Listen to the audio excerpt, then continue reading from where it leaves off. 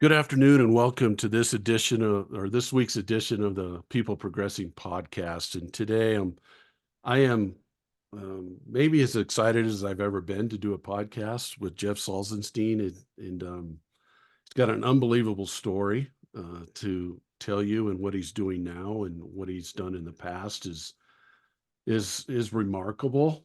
And Jeff, before I get too much into kind of talking about you and what you've done, I want you to explain to our listeners, like, where you grew up, what you like to do as a kid, some of the things that influenced you growing up, and so forth, and we'll go from there.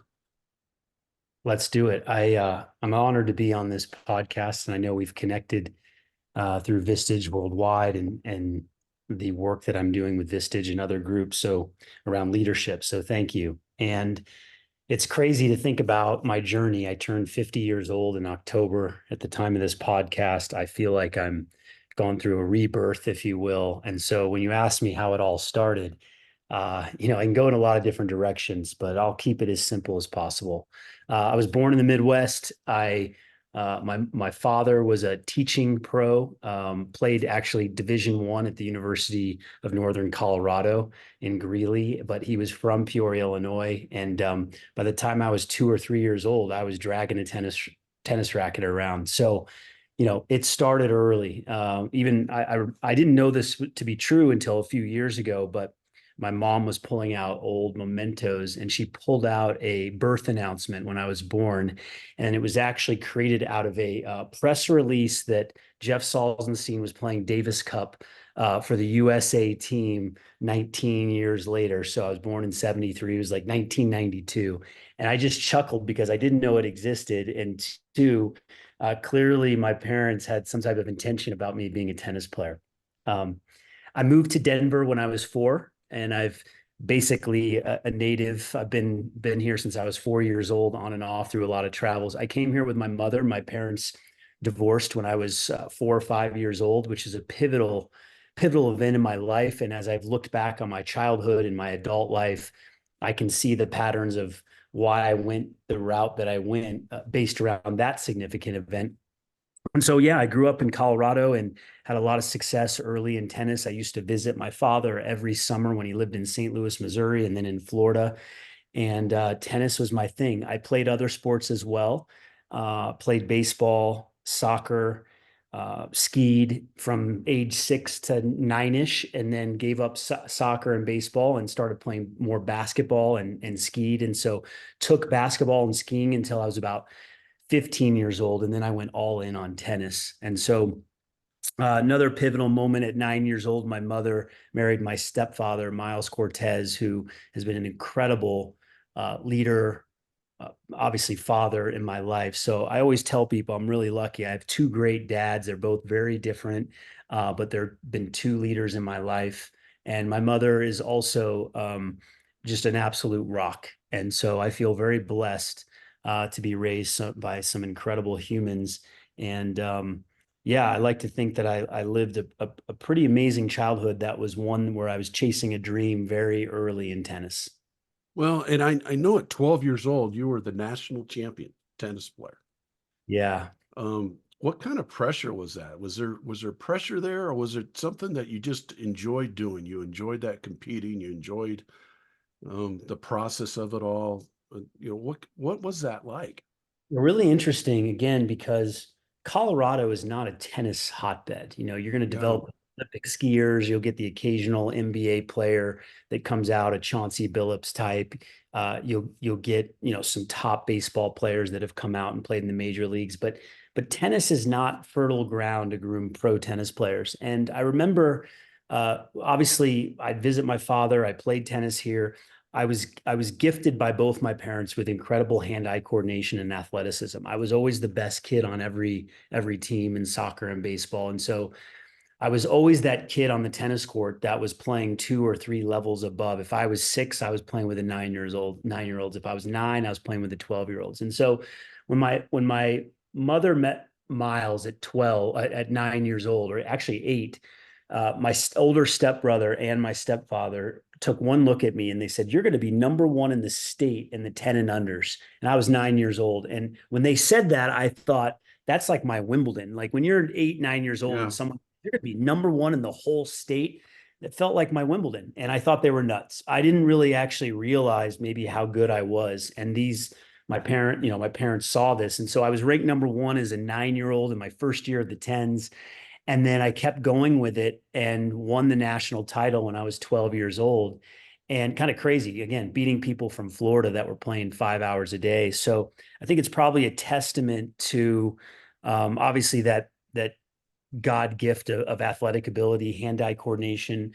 I was told that I had incredible focus early on, for an 8, 9-year-old, that I just could just dial in my focus. My practice habits were really good. I just had this intense internal drive. It was pretty rare. Again, I think I know where it comes from. Stems from, again, that divorce that happened, and I chose to just, like, in order to get attention and be loved, I decided, hey, I'm just going to be the best. And I was very serious. I was hard on myself.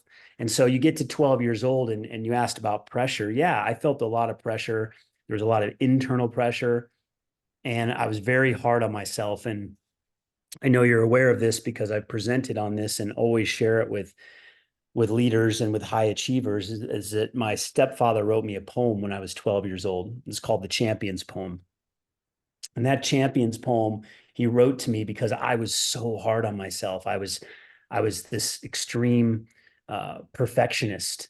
And I used to read this poem every day because my parents would see how much I would pout, I would cry, I would get down on myself. It was just these deep childhood pain of, like, just hating to lose and just wanting to be the best. And so I'd read this poem every day, and it was the poem that just helped shape my life. It helped to shape my values. It helped me to show up on the court and get a little emotional, talk about, and hold my head high and keep my shoulders back.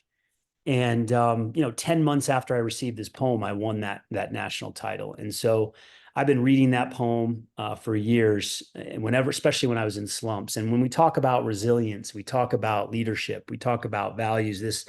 This poem encapsulates it. A champion is a gentleman. He does not whine or complain. He picks himself up when things get tough. He absolutely never quits. He wins with class. He sometimes loses, but does so with class.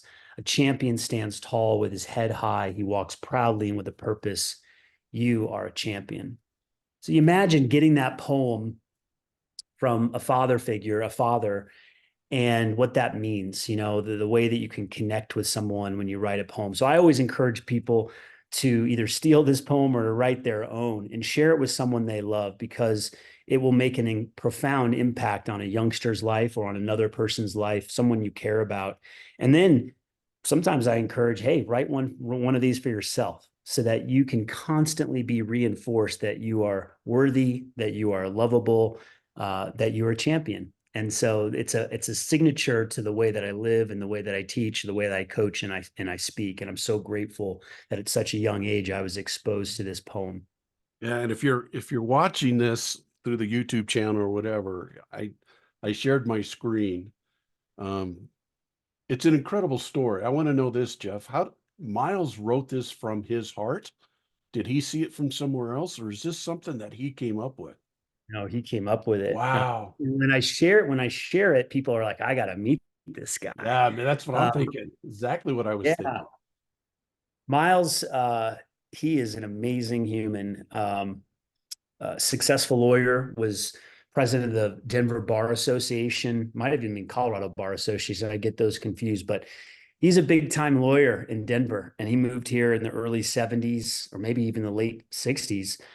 And yeah, he's just an amazing human, just really well thought of, well respected in the community.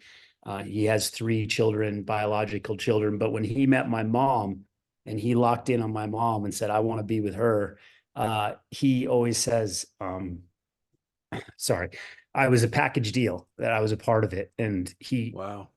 he, he accepted me as one of his sons from the beginning. So I feel very lucky. Yeah, I think that's an amazing story. I can't wait to meet him. I'm going to meet him.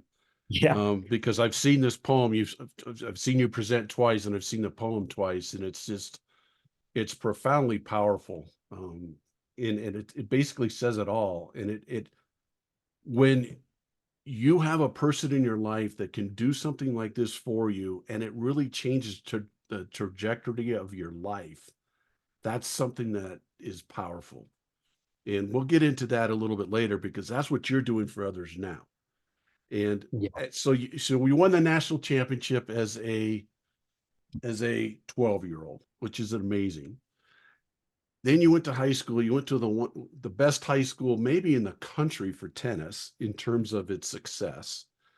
And you had a goal. Your goal from an early age was to play tennis at what university? Stanford. Yeah. At 12 years old is when it started. The whole dream started formulating to go to Stanford. That was the preeminent best college program. Again, dreaming of you're 12 years old and you live in Colorado, and your dream, your Wimbledon, is to play at Stanford. And so, when you're number one in the country at 12 and your dream is to go to Stanford, there's a pretty good chance you might get there. It might Yeah. happen. A lot of things have to happen. But the interesting thing that happened was that I didn't grow. I was a late bloomer. I didn't go through puberty till I was 17 or 18. At 15 and a half, as a sophomore in high school, you see the pictures of the varsity tennis team, and everyone's between 5'8" and 6'2". And there's this little shrimp that's 5'4", 102 pounds, and he looks like he's 11 years old. And I was playing number one on the team. So obviously I had skills, but I didn't have power. And I couldn't keep up with the kids that were going through puberty, even the ones that were my age. I also got into some bad habits. I was playing multiple sports. It was tennis. It's not like baseball, basketball, football. You have a lot of these three sport stars where back in the day you would just play that season and then you'd play the Right. next sport. Now, as you know, everyone's specializing earlier, and the skills are getting better and better with these younger players. And then tennis, it's even more pronounced. It's such a highly skilled sport that you really can't take time off. And so my ranking just plummeted. I lost first round at the nationals in the 16 and under. So, imagine winning the championship at 12, and then you show up at a national championship at 15, and you lose first round singles, first round doubles, and first round backdraw. Absolute dagger to the heart. Like, what am I going to do? I used to be the best, and now I'm the worst, and I'm losing to all the people I used to beat. And it's hard on the ego, and it's confusing as a teenager, what to do. And that's again, another crossroads moment. You got the crossroads moment at 12. You had the divorce, then at 12, and then at 15, it's like, my dream is going to Stanford. It's going down the toilet. So at that point, I just rededicated myself. I quit all the sports. I stopped skiing. I stopped basketball. I changed rackets. I changed coaches. I went back to the fundamentals. I read that champion's poem every single day. And I started building again. I started learning how that when you get into bad habits, you can start to just chip away at the fundamentals. And I started doing that. And my stepfather and my father would always say, hey, if you're in a slump, watch the ball, move your feet, get your body in position, play smart tennis. And it's just the simple fundamentals. And so I was able to get my ranking back to the top 5 in the country. And by the time I was 18, I was, top 5 in the country. And I was recruited by Stanford by the legendary coach Dick Gould. He's the John Wooden of college tennis. He won 17 national titles in 39 years. Wow. And he offered me a half scholarship. And, an interesting part of the story I don't share with a lot of people. But I had a half scholarship to Stanford. And in those days, it was $25,000 a year to go to college. Now it's like 70 or 80, Yeah. Yeah. maybe more. And it was 25 a year. I had a half scholarship. So I had to come up with another 12 to 15 plus the expenses of living and such. And my father wasn't in position to financially help. And Miles came in again. He said, you're going to Stanford, buddy. So I usually don't get choked up like this about these things. I get choked up about other things. But he stepped up and said, you're going to Stanford. So I went, and I earned a spot in the starting lineup my freshman year. Had the worst serve in college tennis my freshman year. I couldn't break 100 miles an hour. I actually grew about 3 inches. I was up to 5'10" now.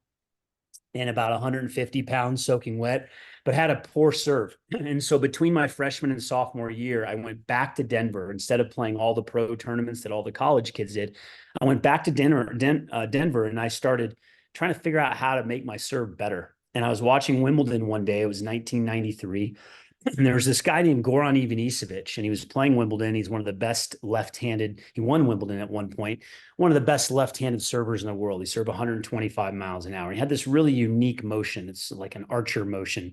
And I saw him playing at Wimbledon. This is before YouTube and video analysis. And I went out on the court at the Denver Tennis Club with my hopper of balls at 19 years old, and I started modeling Goran Ivanisevic.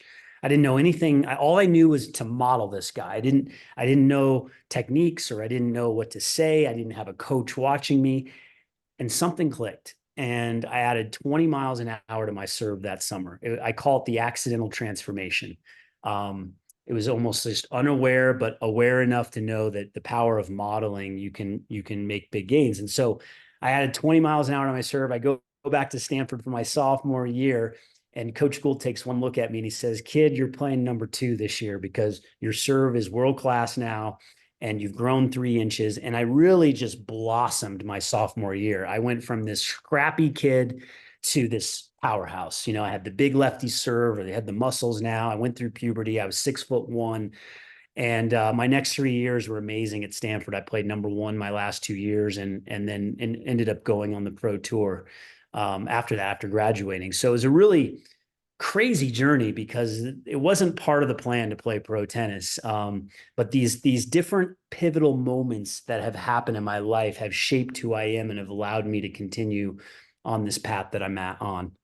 Wow, it's an amazing story, and I want to dive into your mindset because I think this is fascinating for me, being a coach for so long and working with so many different people.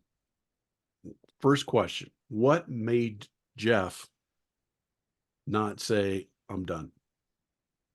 When you were a freshman in high school and you hadn't grown, and some of the other guys had grown, and you went to the national tournament and were out in the first round 3 times, and all these things were going against you, what made you say, maybe this isn't for me, I'm going to try something else? What kept Jeff focused and driven so much? Well, it goes back to when I was 4 or 5 years old, and my parents split up, and I'm playing tennis, and my dad's in a different state. And I think in my therapy and my coaching and the work that I've done on myself, when I say my therapy and my coaching, what I've received, not what I give, what I've learned is that there's probably some type of abandonment or rejection wound when my father left the house. And I consciously, it's not my fault, but when you're 4 years old and your father leaves the house, you're going to unconsciously think it's because of me.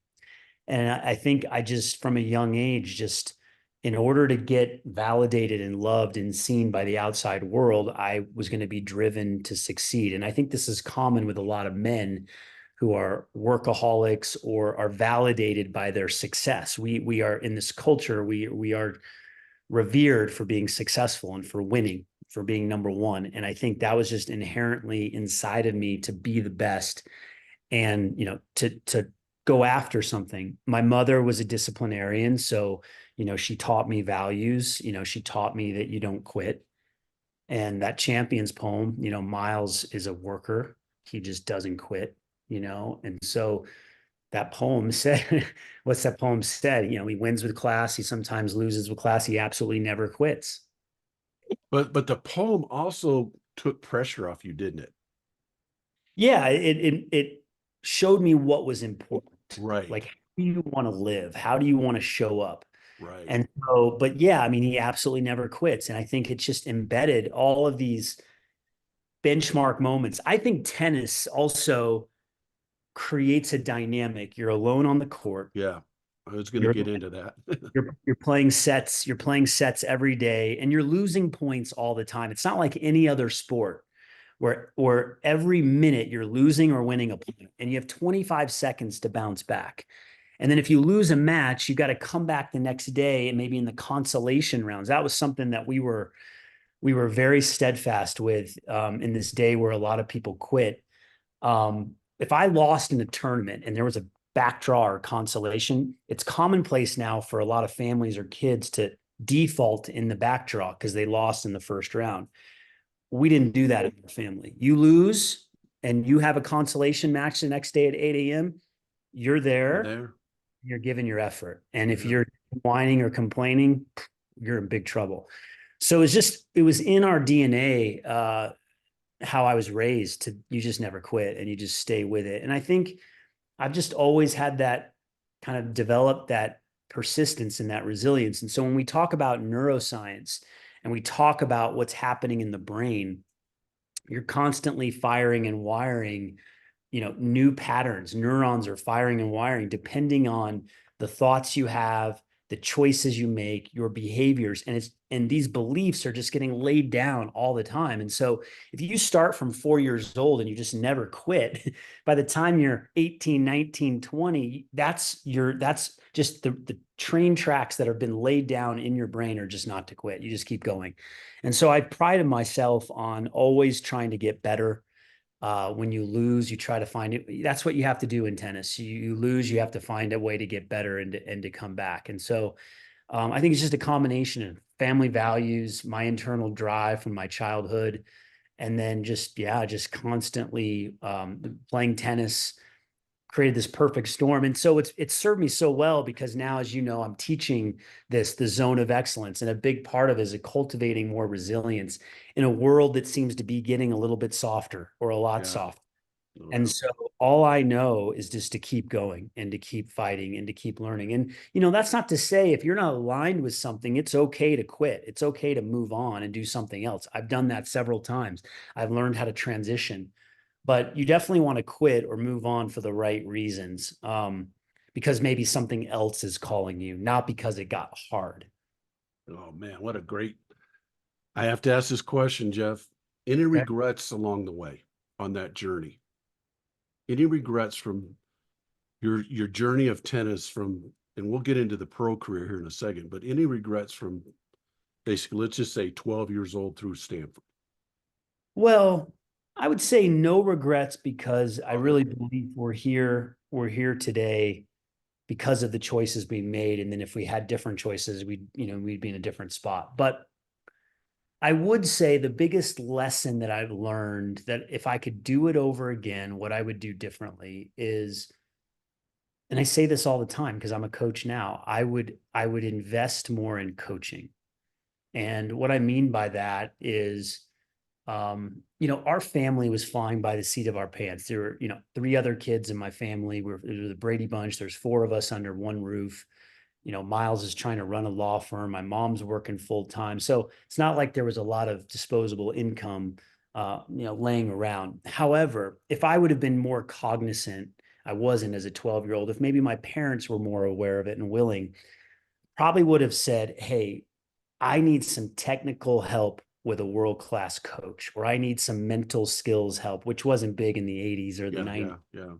But Jim Lair, who's world famous for sports psychology, and has moved into the corporate world. He played doubles with my stepdad Miles, so we knew the guy that was studying sports psychology. If my parents were a little more forward thinking, I would have. And I'm a parent now, and have my child that's doing these things. I probably would have flown. I probably would have flown out to L.A. once a month and worked with Robert Lansdorp, who coached. Um, five number ones in the world: Pete Sampras, Lindsay Davenport, Maria Sharapova. And he used to teach these private lessons in outside in the suburbs of LA. And I probably, if I'm my parents, I'm like, we're putting Jeff on a plane once a month. He's going to go spend 2 to 3 days with Robert, and we are going to groove that backhand and that forehand. We are going to be so technically dialed in. I got into a lot of bad habits at altitude without a good Oh, eye on me, yeah. without accountability. So world-class coaching, I would have sought it out earlier. That may have changed my trajectory. Maybe I would have been better sooner. Who knows? Maybe I would have had a better pro career. Who knows? And then the mental skills side of things, having someone to talk to help me with these things, but we just didn't know. But that's what I would have done differently with my junior career. I also think it's what's made you better now. 100%. The mental skills part of this is what you're unbelievable at. You. In the technical skills, when you help others with tennis, you're unbelievable at. So I think that's all probably for a purpose. Absolutely.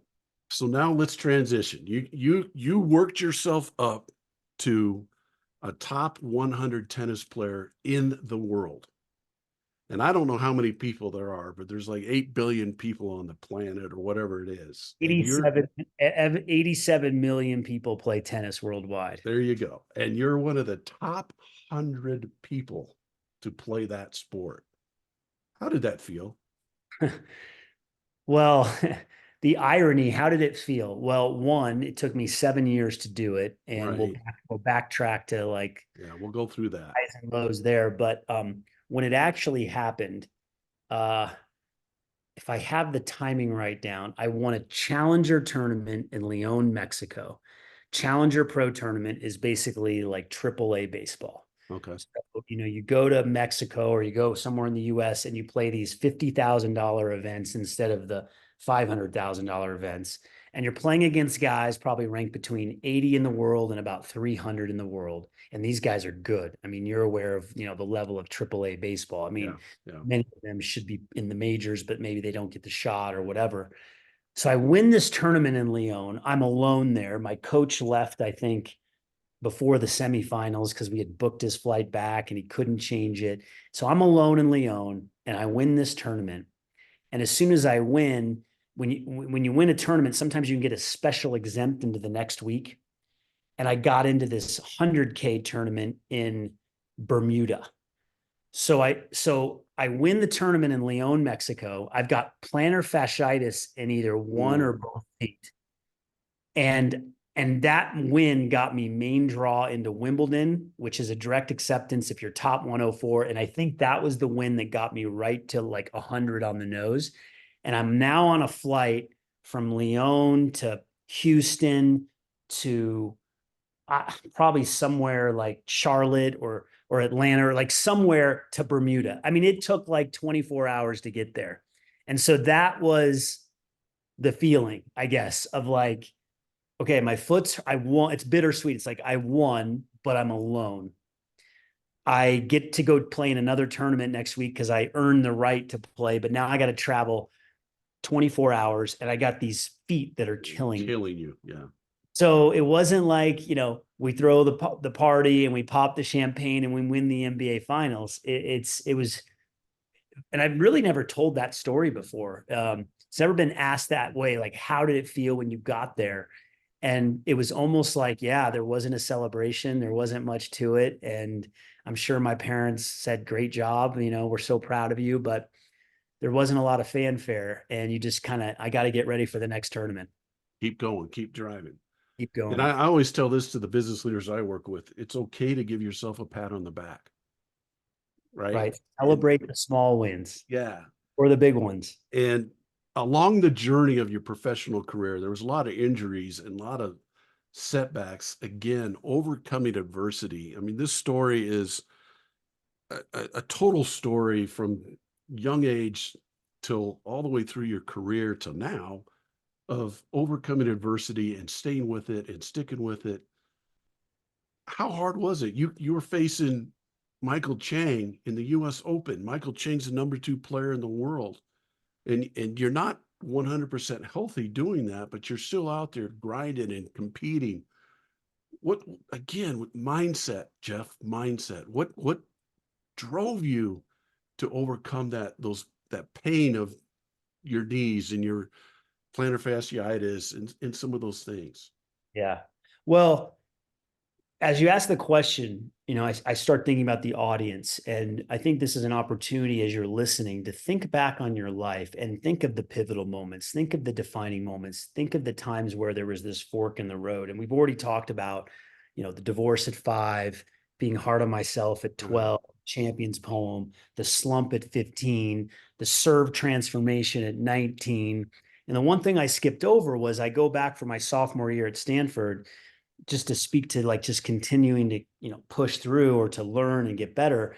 And we get to the finals of the NCAAs my sophomore year, and it comes down to the final match, my match to win the national title, and it's 3-all in the third set. and my opponent lifts his game and beats me 6-3 in the third, and I lose the national championship for my team, for my coach, for Stanford. And I was absolutely gutted. I didn't think the sun was going to come up the next day. And Coach Gould, I remember he put his arm around me, and I knew he was hurting, but he only focused on lifting me up. And then he trusted me my next 2 years to play number one my junior and senior years, and we won those national titles. So I wanted to make sure I mentioned that, because in college, not only did I transform my serve, but I also went through the lowest low possible, where when you lose the national championship with everyone watching you, that could have been the moment where I'm like, I'm just not good enough. Exactly. We came back and I led that Wow. team, and we went undefeated the next year. And it was one of the best teams that Coach Gould ever had. And so, I jump out on the pro tour, and I'm 23 years old. Most of the time you turn pro when you're 18 or 19. I'm already, I'm a Stanford graduate, which is great.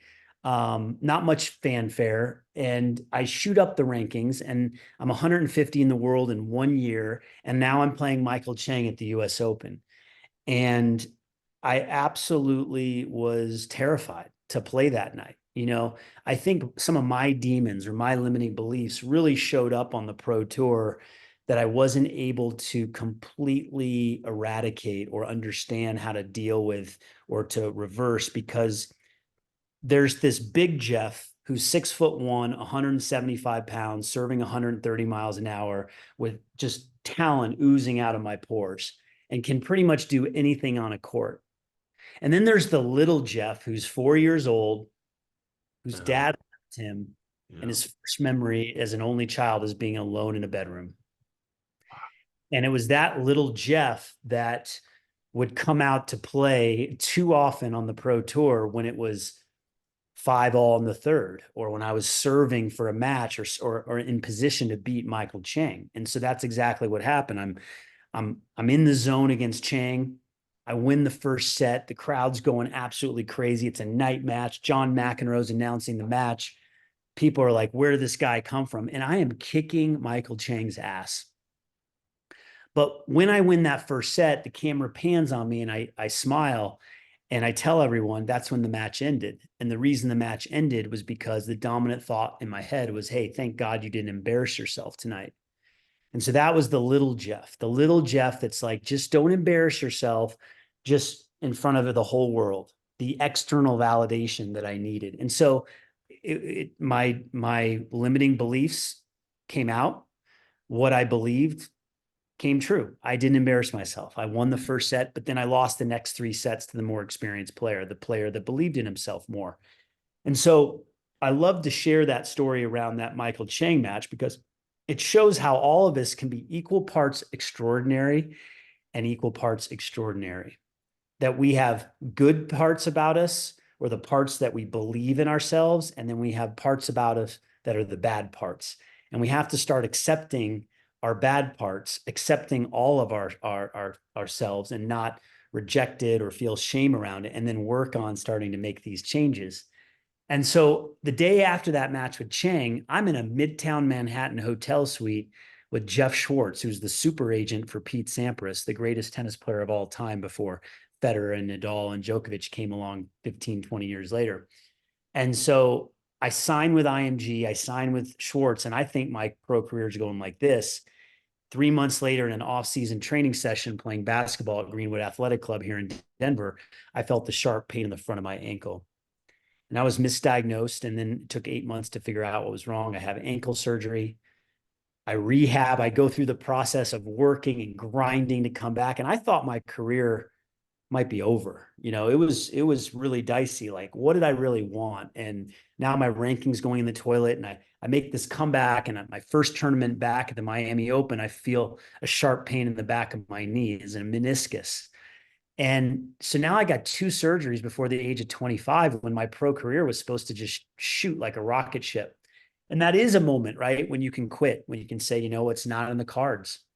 And there were a lot of moments where I wondered, I lay awake at night, riddled with worry and anxiety and concern. And how was I going to pay the bills, and what was next in my life? And I've never had a real job, and a lot of rumination, a lot of the things that people struggle with now in their business and in their lives. Yeah. And so I had that unique perspective to feel the deep pain as an athlete, the losses, the surgeries, losing all the time, the highs and lows, being alone on the road.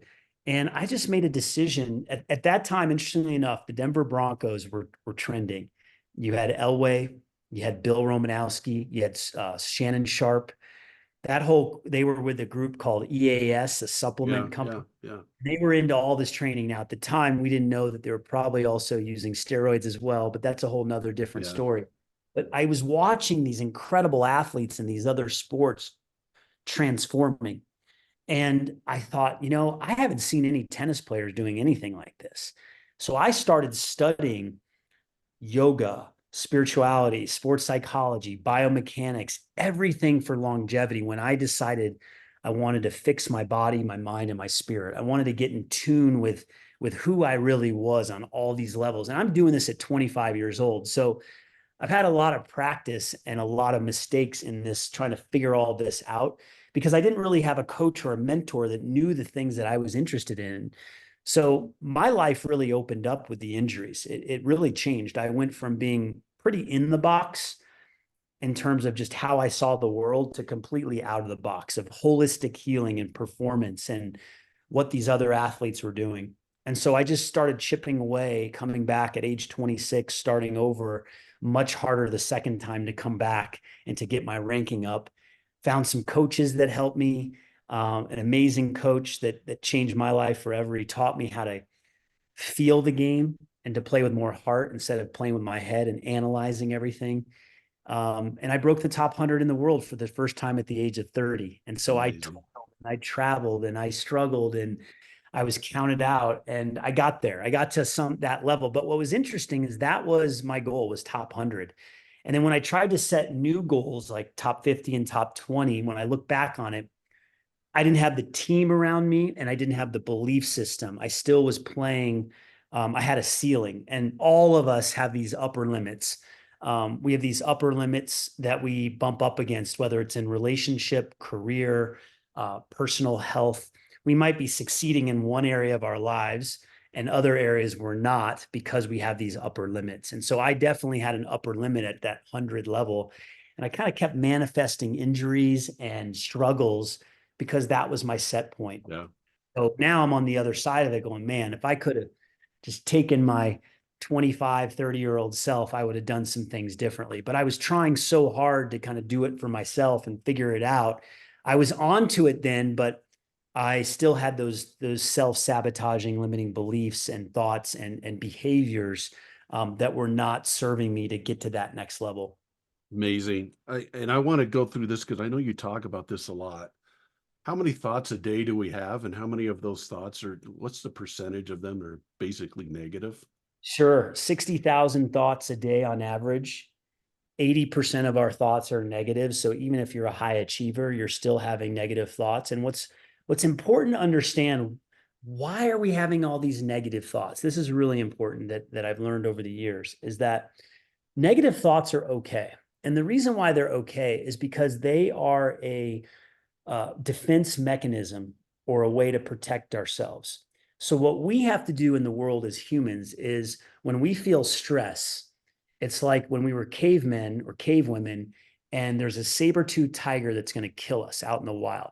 Well, now we perceive stress in different ways. We're obviously, the saber-toothed tiger is not going to kill us, but we perceive stress in all these different ways in the world. The traffic jams, stressed out in a relationship, business is going in the toilet. Those are our saber-toothed tigers, and it releases cortisol and adrenaline in the body.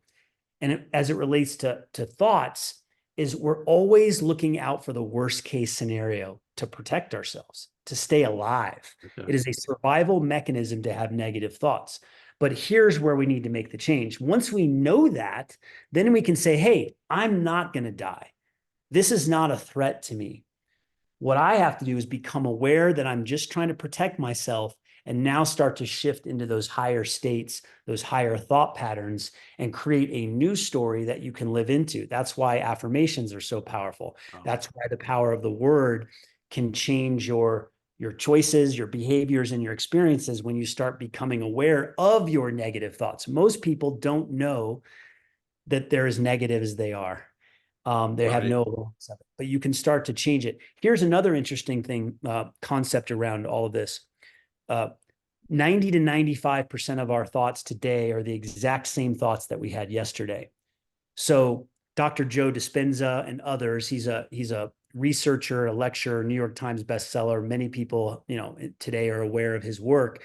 What he talks about is that 95% of who we are by the time we're 35 years old is a memorized set of behaviors, beliefs, emotional reactions, hardwired attitudes, perceptions, and unconscious habits. We're living in the matrix. We're in a subconscious program that we are following all day long, and we don't even know it's happening. We wake up, we get out of bed, we get our coffee, we put our clothes on the same way, we walk the same way, we live out our same days 95% of the time. So that's why change is so hard, because autopilot. So you have to become aware of your negative thoughts. You have to become aware of your patterns, and then you have to be willing to change them. And change is hard because we prefer to stay in the familiar, even if it's painful. That's where it feels safe. Right. So the more we embrace the unknown, the more we embrace the uncertainty and are willing to make changes, that's how we grow. That's how we break through these limitations. So I was just addicted to being, top 100 in the world, or to my own limiting beliefs. And it was difficult for me to transcend, to go to that next level. And you'll see the best athletes, the best performers in the world are able to, continue to kind of go to that level and willing to go deep with themselves. If they've become amazing at something without this awareness, usually it bites them in the butt at some point. Something happens in their lives where they sabotage. But that's our lesson. It's where we're sabotaged, where we struggle, where we're negative. That's actually our opportunity to make those changes. My crappy serve was the opportunity to transform. My injuries was the opportunity for me to learn about holistic health and performance. Any personal tragedy in your life, that's the opportunity to change and to grow. Wow. So powerful. Now, we're kind of running out of time. I knew this was going to go fast. I want to transition to what you're doing now, and you kind of transitioned to it in what you've been talking about here. I want to ask this question. The correlation or the marriage between what happened in your athletic world to what is now happening in your entrepreneurial or business world. How do they kind of mesh? How do they help each other? Sure. Well, my transition from pro tennis, after breaking the top 100, I was still getting hurt, still struggling. And one thing we haven't touched on yet today that I want to make sure that I share is that my brother was struggling with addiction. Yeah, I wanted to get into that. And I couldn't quit pro tennis. I was playing the game from my head instead of my heart, in terms of I didn't want to quit. I wanted to keep going, but my heart wasn't in it anymore. And I needed an event like my brother's addiction to really struggle and see him struggling, to help put him in rehab and to change my life and become a coach. And so the first month I became a tennis coach after being a pro tennis player, I realized I loved coaching more than I loved playing Michael Chang at the US Open. I got a bigger thrill out of helping some kid transform his forehand or improve his mental game than for myself. That active service, the active fulfillment, or the fulfillment you feel from serving others. And so I've taken that from coaching tennis to building an online tennis instruction platform that's helped millions of people around the world. I got over 800 YouTube videos with millions of views. So if anyone wants to improve their serve or their forehand, knock yourself out. I got free content for you. But then transitioning into performance coaching, mindset coaching, then starting to work with executives and leaders. And then in the last couple of years, developing myself as a speaker and bringing workshops to organizations and helping with leadership. The consistent theme around my athletic background in tennis is that so many of the fundamentals and the principles that I'm teaching today, when I work one-on-one with CEOs, founders, executives, when I go into a room with 15 leaders, if I'm speaking on a stage with hundreds of people, thousands of people, whatever the number is, the fundamentals, the proven fundamentals, the same fundamentals that I got sloppy on when I was 15 in tennis, poor footwork or poor technique on the forehand or whatever it was, the fundamentals apply to how we can live our best lives. Are you eating good food? Are you getting good sleep? Are you getting exercise? Are you following circadian rhythm? Are you watching your thoughts? Can you regulate yourself, your emotions? When I work with leaders and they are struggling with anxiety, depression, burnout, they're running these companies and behind the scenes, they're a mess. I ask them all these questions. How much are you drinking alcohol? Are you drinking coffee? Are you drinking water? Are you sleeping 7 hours a night? What are your thought patterns? What are your belief systems? Do you get angry? Do you get sad? How do you regulate your emotions? Most people what's your spiritual connection? Most people are not doing the fundamentals well. And that's what I see across the board. It's athletes and leaders. The connection is there. If you want to access the zone, you wake up every day and you get dialed in on your fundamentals and you make sure you have support, because doing it alone is virtually impossible. And that's the zone of excellence. That's the zone of Kind of in excellence. a nutshell. I know there's a lot more to it. Yeah. It's like, Um, how can we dial in our physical, mental, and emotional health when we have everything spinning in our world, trying to run a business? We're in a relationship. We have children. We have our personal goals. Everything is this big soup that can be overwhelming in today's day and age. How do we start chipping away at these little fundamentals so that our well-being is intact and strong, and we have that strong foundation so that when adversity hits, we have more capacity to handle stress? That's really what it's about. It's, can you develop more capacity to bounce back from tough situations? because adversity is going to hit. Sometimes It's going to happen. every day, and sometimes the big ones. Right. Yeah. My brother struggling with addiction was a big one. Right.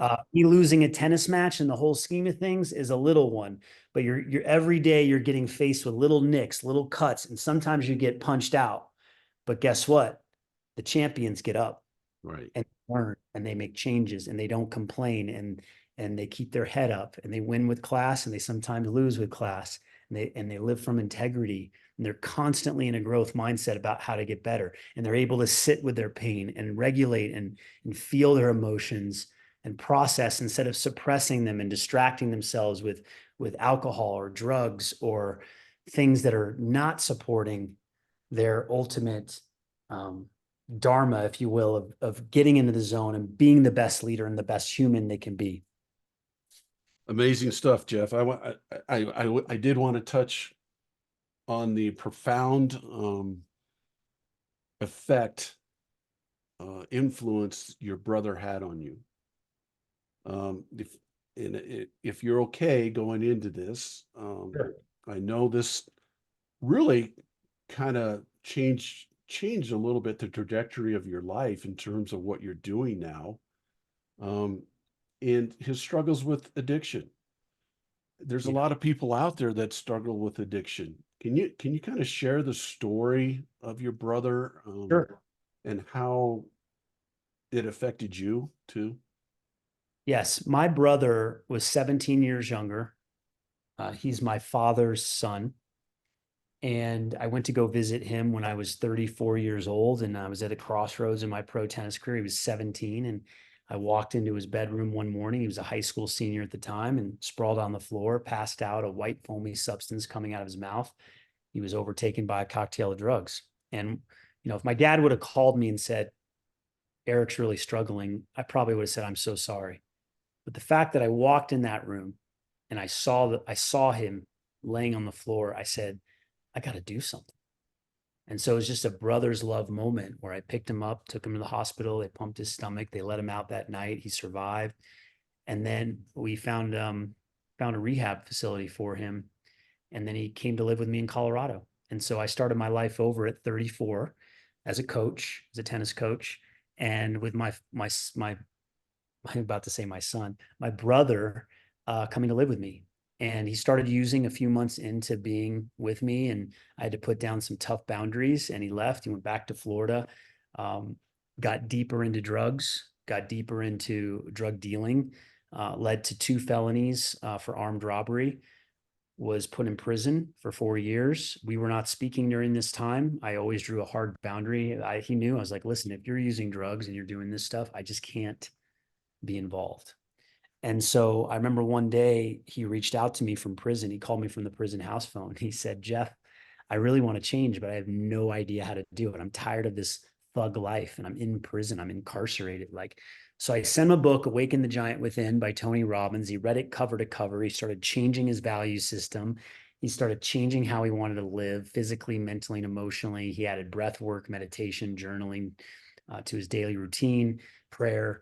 He completely transformed his body. He became like this muscle head bodybuilder. He was very small before, became huge. He started mentoring other inmates. He discovered a hidden talent for public speaking that he didn't know existed.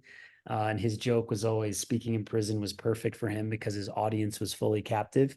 So that always gets a laugh when I share his joke. But at that point, we started connecting again after several years being estranged. And I went down and I sat across from him in this prison. I'd never been to a prison before. And I remember looking into his crystal clear brown eyes and I was like, oh my gosh, this guy's ready. He's so ready to freaking do this. And I am so in. I am so in to help this young man, my brother. And so we just embarked on a journey together, 2 brothers transitioning out of prison, transitioning into the workforce. He became a coach. I got him in all the rooms with these top marketers that I was learning from in direct response marketing. He started learning how to build an online business. He won a speaking contest that landed a TEDx talk. And within 2 years, he went from coming out of prison to making $70,000 a month selling coaching online, got his own TED talk. I mean, this guy was, he was like the next Tony Robbins. I mean, really like charismatic and walks in a room, lights up a room, could meet anyone, could network. But that charisma was also part of his downfall. He didn't have the support around him. I mean, obviously I was supporting him, but never really fully embraced the struggles that he had with addiction. And ultimately he started drinking again. He started using drugs. I think the pressure and the success came really fast. Whereas I played the long game in tennis, I'm playing this for years and I'm playing entrepreneurship and I'm playing it in my speaking career now and my coaching. He liked things to happen fast and things came fast for him. And so I think coming fast, not having that foundation, he started using drugs. And that was really hard for me, hard for him because, I had to branch off away from him and kind of sever the relationship, if you will, as long as he was deep in his addiction. And it was really tough on the family, still tough on the family today. And just over a year ago, I got the phone call that he had passed an accidental fentanyl overdose. And so, yeah, it's been really painful, but it's part of my story. It's part of my healing. I have one major regret that I share with folks often, if they'll listen or if I'm doing a keynote. We were estranged for over a year before his death. We weren't texting, we weren't speaking. And it was hard for me, like how to hold strong boundaries, but also show love to someone you care about. And it was complicated. But my regret is that I didn't send him a text every month and just say, Eric, I'm thinking of you and I love you. I don't have to get on the phone with him. I don't have to have a lot of conversation. I don't have to tell him to stop using. I just need to let him know that I love him. And I learned that through my healing process. So I always tell people that you never know where people are at. They could be really struggling behind the scenes. Always reach out to people you care about. Send that text to someone and say, I'm thinking of you and I love you, because you never know how it might make a difference in their lives in that moment and in the future. And so his story is powerful because we were going to be on stages together. And the only way we can be on stages together now is if I get on stages, because he's with me in spirit. Yeah. With me physically, but I can carry on his legacy. I can share my story around tennis and the ups and the downs. And then I can share his story and how I went alongside with him on his journey of addiction. And I think it's a really unique story, as you've mentioned earlier. Pro athlete, the ups and downs, but also this deep journey around addiction. And I think that's what makes me the coach that I am, is that I can hold space for people that are struggling and share insights and the depths of addiction and depression and anxiety, and then also what it takes to be a champ on a tennis court or in the boardroom. And I'm going to add to that. What makes you the coach you are is because you have a heart that's huge. Oh, thank you. Um, and that leads me to my next question. And there's three questions. I wrote a book called The Three Ps: Finding Your Purpose, Perspective, and Passion. And so I ask that to every guest I have on my podcast: is what's your purpose in life? I was asked this question yesterday, so I'm prepared. My purpose in life, there's a few different things. Number one is to show up authentically and real, to really know myself. I think we go out in the world and we can put masks on and we can kind of portray ourselves a certain way. But I think for me, it's really knowing who I am. And that requires you to go to some deeper places, to be introspective, to ask yourself tough questions, to be called out by coaches and friends, to be curious. So, number one, really knowing myself. That's my purpose. Because if I know myself, then I can show up in the world in a more powerful way. Another thing is to help people, like really just to be of service and share my gifts. And so if I can wake up and get in a room and I can make a difference in one person's life, if someone is struggling in some way and I can somehow support them, that's why I wake up every day. I feel I was born to coach. I was meant to coach. All of my experiences as an athlete, it's pretty rare to kind of flip that from being a high level athlete, but then to now want to go deep, deep, deep into coaching. And more great athletes are doing that now. But yeah, just to be of service of others and make a difference in other people's lives. That's my purpose. Yeah, you find your purpose when your purpose is greater than yourself. Right. Um, Passion. What's your passion in life? Well, my passion, besides helping people, is this insatiable, it's the same answer, insatiable quest um, to learn new things, to learn about people, to develop relationships. I mean, I think about all the people I've met just since January.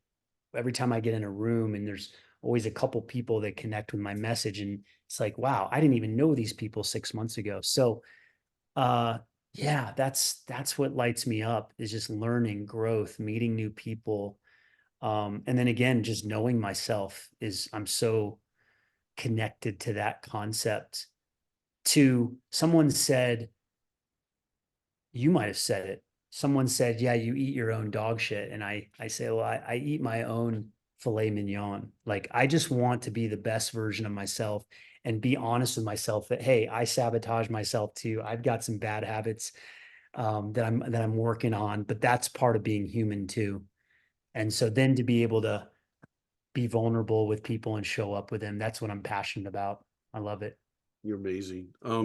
So I always say this, that your purpose and passion kind of equal each other. They support each other. And you just kind of prove that point. But what holds it together, the glue that holds your purpose and passion together, because I think it's easier for us to say, this is my purpose and this is my passion.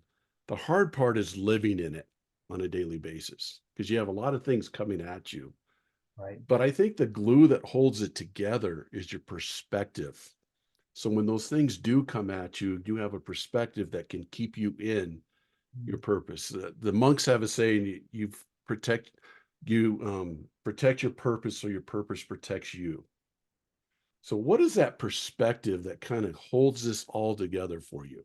When Mm, things come at you that are your brother passing away right. is a huge arrow that's trying to take you out of your purpose. I mean, you could have the injuries and all those things could have taken you out of your purpose and your passion, but there's a perspective that you have that holds it together. Right. Well, there's been a lot of growth for me in the last couple of years. I've always been on this 25, 30 years, this growth path. But the last few years, I've gone deeper into a couple of concepts I want to share. One is, and I alluded to it earlier, we can take all of our stress and turn it into growth. So post-traumatic stress from a traumatic event can hurt our performance and health, can hurt how we show up. But if we can reframe it, retool it, work with it, alchemize it, we can turn it into growth. So that's number one. So anytime anything happens in my life, instead of playing the victim, I'm able to be the creator. So that's another perspective, if you will, is are you a victim or are you a creator? And so when there's stress, you can turn it into growth. The big concepts that I'm really leaning into now. I learned this from a mentor, this idea that we never had control. We don't have control now, and we'll never have control in the future. Clearly, we can control the controllables, but there are certain things that are completely out of our control. And when we can start embracing uncertainty, if like not knowing what's going to happen, when we can truly embrace and say, I'm just going to trust the process, obviously easier said than done. But if you can really live into the juice of life is not knowing and not being in control. You do everything you can within your power to control the controllables, how much sleep you get at night, taking action on different things in your life that are important to you. But at the end of the day, there's a higher power, there's a universal truth that is got your back. And I'm really leaning into that more. Like, I don't know what's going to happen. I'm just going to keep doing me and trust that the right people, places, and things are going to show up. And that's a really big one. Also, the magic of surrender, like truly surrendering to the unknown, uncertainty and unknown. That is, I think, our quest to practice that perspective, to surrender. Like, we have this one life to just do it the best we can, and then know these things, not everything is in our control, and just trust the process, trust the universe. So as you alluded to, something bigger than ourselves to connect to, and to know that you're always guided. Even when the bad stuff is happening, you're actually being guided in those moments. And it's really hard to experience that in the moment. But boy, that perspective can really free you up. And yeah, this has been amazing. And I have a saying that says, win the process. It's kind of the same thing as your trust the process. Is if you're just winning the process on a daily basis, you're not going to have regret. Right. If you're just, like you said, you're learning and you're growing and you're progressing, but you're winning the process of doing that, it's not always going to work out for you. You're not always going to win the outcome. But if you win the process, now I can look back and say, I gave everything I could to it. It just didn't work out, Right. but I won the process of it. So I don't have regret, because I have another saying that says fear regret. So I want to fear regret so I can win. So I win the process so I don't have regret 10 years down, 15 years down. That's my job as a coach. My job as a coach for the people I'm coaching is to make sure that they don't have regret down the line. So I want to set the process. I want to work with the process with them, but I want to help them win that process so they don't look back and say, God, I wish I would have, or I wish I could have, or I wish I did, or those two words, I wish, I want to take out of my people that I coach. Right. And so how do we win the process to do that? That's a whole nother podcast that you and I could get into. I might have to have you on for episode 2 if you're up for that. Good. I don't the thought processes we have, I know we haven't been able to grow with each other very much because we just met each other, but it's really kind of crazy when I look at your stuff. There's another thing I wanted to go into of your 5 work ethic lessons that we don't have time for today, unfortunately. But last thing, how do people get a hold of you to come speak to the group, do coaching with them? be a keynote, whatever. What's the best way to get a hold of you, Jeff? Right. So my zone of excellence framework, I use it in my coaching. Yep. I use it in my coaching. I use it with workshops, with companies, with keynotes. And, I'm really wanting to push based on everything that I've learned over the years. I really want to push this idea of well-being, mental health, helping people build a strong foundation physically, mentally, and emotionally so they can show up at home, show up at work as their best selves. And this requires a paradigm shift for companies to not just think about the bottom line, that actually, when you do these things, this is the foundation from which to improve ROI, improve a company's revenue, but also improve culture, employee retention, satisfaction, creativity, innovation. It starts with the things we're talking about. You cannot skip this step if you want to optimize performance and health within an organization or as an individual. And so the way to get a hold of me is obviously you can check out my website, jeffsalzenstein.com. And then you can email me at jeff@jeffsalzenstein.com. And then my cell phone. I mean, I'm a one-stop shop boutique coaching and speaking practice. It's nothing complicated. I just want to make a difference right now with what I'm doing. And people can text me or call me. My number's 303-882-9028. And so feel free to reach out if you listen to this and you're like, man, I really resonate. People hire me because I'm not the life coach. I'm not certified in all the things, that's not why they hire me. People hire me because they're like, that dude played at the US Open and he's been coaching a long time in tennis and outside of tennis. And I just vibe with him. That's why they hire me. They're like, he can get me results. So if you're listening to this and you're like, yeah, I don't want to hire a life coach or I don't want to hire a formal executive coach, I'm like the kind of the anti of that. And so I'm a jock, I'm an athlete, I'm a coach. I do the work myself. I live it. And I'd love to help you if you resonate with this message. Jeff, I knew this was going to be awesome. You exceeded every expectation I have, and I so appreciate you coming on. We will talk about doing an episode 2 because we got some more stuff I want to get into. But I want to thank you for coming on, and I appreciate you as a person. I appreciate your vulnerability. I appreciate you how you tell the whole thing, and people can learn from that. I think that's one of the greatest things of leadership is being vulnerable and being a human and letting people know that you're vulnerable and human, that you make mistakes and you've overcome things and you've had bad things happen to you, and you're just an amazing person. I heard you speak about 2 months ago, and I've heard you speak again since that time. And I would drive anywhere to hear you speak again. So thank you so much for coming on. And if there's anything I can do for you, let me know. It was a pleasure. Thank you so much.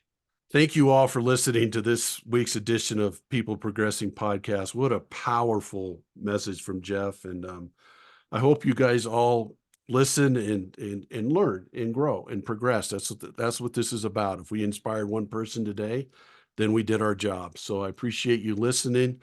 And please, as I always say, keep progressing in your life. Thank you so much.